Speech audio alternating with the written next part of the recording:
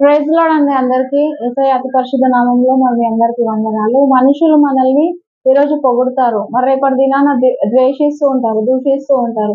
నిమిషానికి వాళ్ళ ఆలోచనలు చేంజ్ అయిపోతూ ఉంటాయి. వాళ్ళకి నచ్చిన విధంగా మనం ఉంటే ఒకలాగా ప్రవర్తిస్తారు. నచ్చని విధంగా ఉంటే ఇంకొకలాగా ప్రవర్తిస్తారు. కానీ మన యేసయ్య మాత్రం నిన్న, నేడు నిరంతరం ఏకరీతిగా ఉన్న దేవుడన్నమాట. ఆయన కొన్ని సంవత్సరాల క్రితం అదే విధంగా ఉన్నాడు. రాబో దినంలలో కూడా అదే విధంగా ఉంటాడు. ఈ రోజు కూడా అదే విధంగా ఉంటాడు. కాబట్టి మనం క్రీస్తుని బాధపెట్టే విధంగా ఉన్నామా అని మన ప్రవర్తనలో మనం చెక్ చేసుకుంటే సరిపోతుంది. మనుషులు మనల్ని వాళ్ళకి మనం నచ్చే విధంగా ఉన్నామా అని వాళ్ళ గురించి మనం ఎంత ఆలోచన చేసినా టైం వేస్ట్.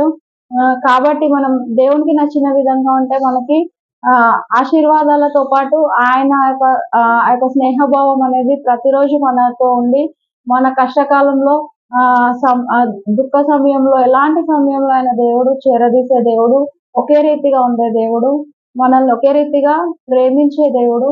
కాబట్టి ఆయనకి సాటి అయిన వారు గాని మరి ఎవ్వరు లేరు. కాబట్టి మనం దేవుని వైపే మనం చూద్దాం.